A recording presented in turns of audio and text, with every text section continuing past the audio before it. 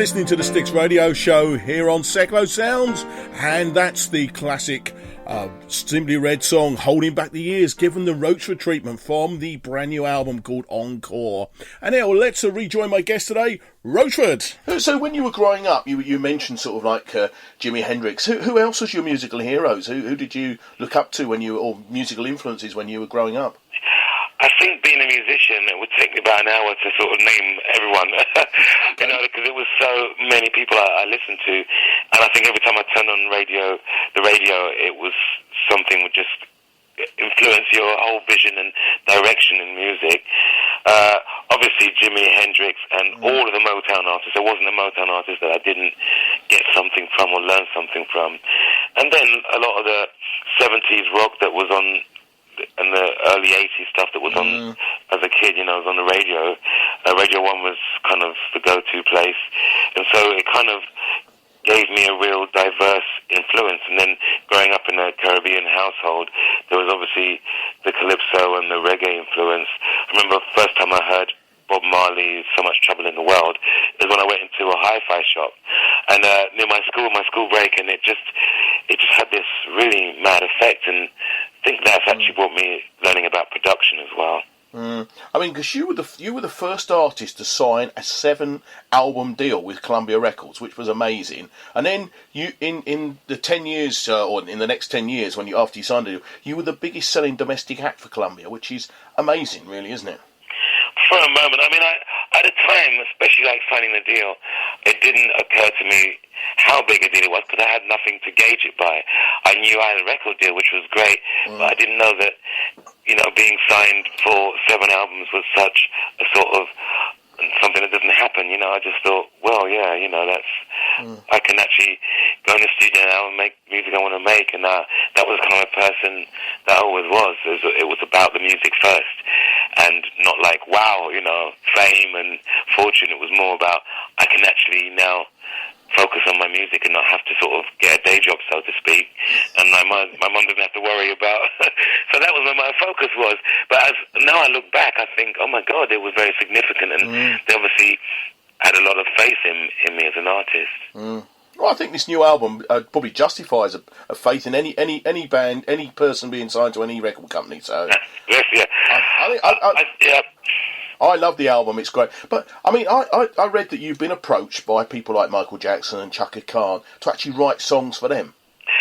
Yeah, it's crazy, but it's true. I mean, I when I started out on my first album, and it was released in America and everything, it started to get me a lot of attention. But at that time, when I first released the album, we were still just like in a van touring universities and polytechnics at the time. So when people come up to me going, oh yeah, you know, for instance, Michael Jackson is asking about your publishing, your songs, and he really loves what you do, and would like to, you know, I found it hard to believe myself, and I thought, no way, you know. And then years later, meeting the Jackson family in America confirmed, yeah, I do have some fans out there, and yeah, Chaka Khan come up to me saying, oh, you write songs with these chords, and I want that, and I was, you know, it's just overwhelming for someone who's still quite young, and people that you grew up listening to coming up to you, giving you compliments. It was just freaky. Yeah. Is there anybody you'd like to write a song for? You know, you never actually wrote for Jackson or Chaka Khan. Is there anybody you'd like to write a song for? I mean, you know, if I bump into Chaka again, I'd say, listen, then, you know, actually that offer, I'm up for it. I didn't actually get back to anyone, and Al Green is still someone that I would like to one day go, yeah, I wrote that song, or co-wrote that song that he's singing right now. That would be like, yeah, I've done it now. Those guys are iconic, and sadly we're losing a lot of them. I mean, this year has been a particularly bad one. We recently lost Rod Templeton, great songwriter for Jackson. Obviously, earlier on we lost David Bowie earlier on in the year, and of course Benny King, another great singer from the Motown stable. And you know, and of course Al's still with us, and these guys are iconic singers, and sadly, you know, we're losing a lot of them, which is not great news. But anyhow, you write and perform. Which, if you could only do one, which would you do? Say that again. If you write and perform songs, if you could only do one, Which one would you do? Oh, that's like choosing between your children, you know. I know. Yeah. But I mean, you know, I've grown up primarily since I started as a live performer. I think that's why I ended up with a 7-album deal in the first place, is because they recognised that I was actually someone that actually can do it, and it doesn't take production, doesn't take anything. I'm a live performer, and I will be. Most of my heroes are until the end, and I will be one of those. You know, I'll never stop performing. Recording-wise, I mean, I love recording, but the main reason I make records is so that I have new material to play at the gigs. You know, so yeah, performing is my thing. That's good. And for the last, 5 years, you've been touring with Mike and the Mechanics. Yeah, I think it's 6 years now. 6 years, is it? Okay. And that must have been an amazing time. They've written some great songs, haven't they? Yeah, I mean, it's kind of crazy that I was asked to join up with these guys, and I'm actually writing songs with them now, and there's a new album coming with Mike and the Mechanics, and singing with them on stage along with, because there's two singers in Mike and Mechanics. I've always had like what I call stereo singers, and it's actually a really powerful sound. And I work with a guy called Tim Hauer, who's a real powerful singer, and our voices blend so well. I bring that soul thing. And I've always loved the original singers anyway, Paul Carrack and the late great Paul Young. Mike obviously likes, you know, he likes voices, and I think, you know, it's an honour for him to choose me to join up with them. Yeah, big shoes to fill, Paul Carrack's, aren't they? Say again? Big shoes to fill, Paul Carrack's. Yeah, Paul Carrack's got an amazing voice. He has got great voice. He's got amazing technique, control, and, you know, he really puts a stamp on those songs. That, you know, what the best thing you can do is make them your own, because, you know, I'm not Paul Carrack and he's not Andrew Roachford. God forbid if he had to sing in front of my band, you know. Yeah. And he's obviously doing his solo thing, which is doing really well. And he's like me, he'll always be performing live. He's a great live performer, and so are you, so I've heard. I've never seen you perform, but I do know, I've heard people tell me how good you are, so it's my thing, you know. It's hard to sort of blow one's own trumpet, so to speak, you know. People, when they come to the gigs generally for the first time, they kind of think, oh, how come I've never seen this before? You know, and I get it every gig. I get it all the time. People just go, they actually want, that wasn't what I was expecting, is what they always say. No, I think there are a few sort of, shall we say, undiscovered live acts, and I'll say Paul is one, and I've heard that you are one of those people. The whisper's gone round the circuit, I've heard. So, well, I aspire to all the greats that taught me as I was growing up, and I don't want to just settle for second best. To me, the people who I'm trying to reach are the Otis Reddings, the Sam Cooks, and people like that. I'm not trying to. That's kind of what keeps me striving. You know, and they were, as performers, as a live artist, they put on a show. They didn't just go on stage and go, right, I'm up here doing my songs, I'm great. I actually tried to bring the crowd in and give 100% every time. You know? You've been performing for quite a few years now. Do you still get nervous before you go on stage? I always do, and I'm not even quite sure why. It's a particular kind of nerve. It's different from my nerve, my fear of flying, which I do have a bit. That's a whole different kind of thing. But walking on stage, I think you just, because you care about the show, and you are, obviously you want to bring it, and you never know exactly what you're going to come up with, because I'm very improvisational as well when I walk on stage.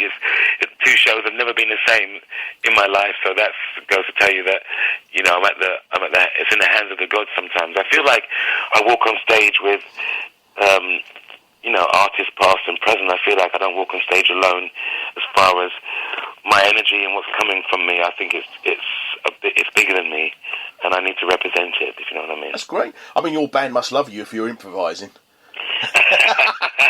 Sometimes they don't, because they obviously go, well, we didn't do this in rehearsal, where is he going? But I go with what I feel. I feel the audience as well, and it's you know, it's like a love-making process where you don't just go through the motions, you go with where your partner wants to go, basically, and it's like that. And a gig is like, it is sex for me, and I don't know, that's how I work. I go in the moment. That's good.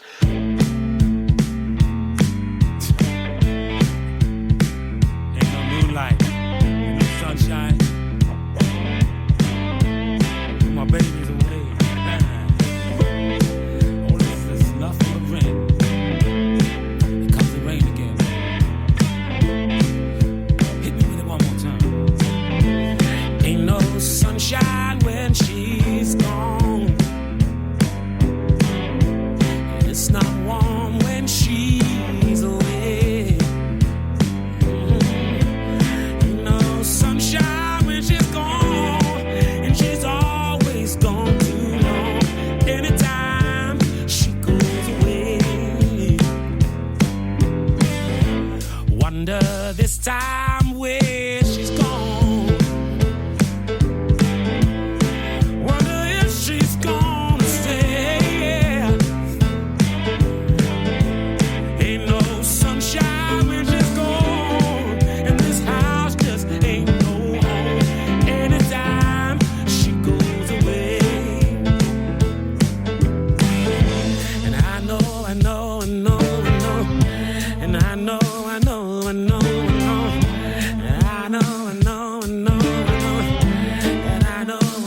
hey, ain't gonna leave young thing alone. Ain't no sunshine when she's gone. Well,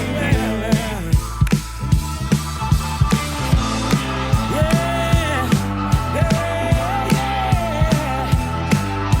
whoa. Ain't no sunshine.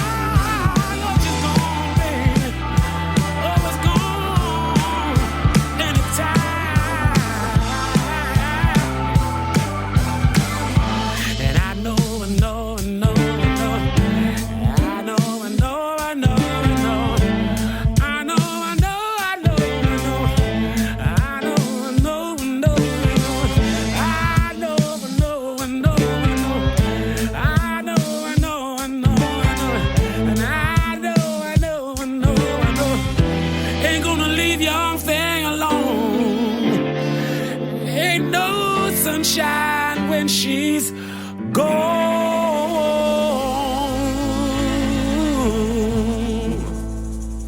Yeah. Seclo Sounds, the community station you've been waiting for.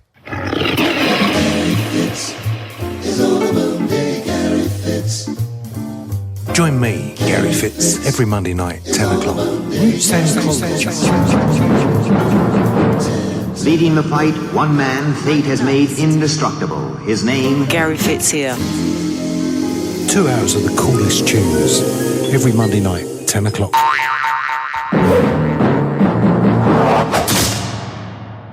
Once again from the album Encore, that was the Bill Withers song, Ain't No Sunshine, Given the Roachford treatment. I love that as well. Anyhow, let's rejoin my guest today, Roachford, for the third and final time. If I pin you down for one of your favourite song, what would it be? One of yours and one of somebody else's? Oh my God, both.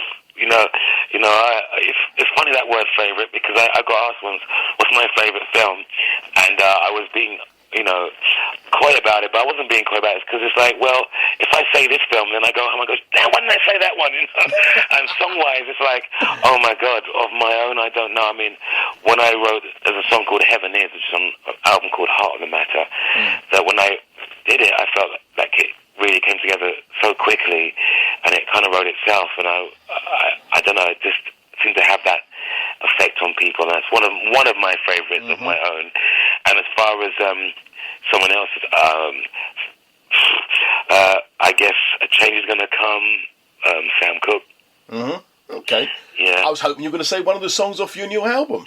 Well, I love Family Affair. I think Family Affair is by Sly and the Family Stone. I know, it's a great song. Yeah, isn't it? it's unique. It's so unique. Well, I'll let you introduce that one when we say goodbye in a little while. We're not saying goodbye yet.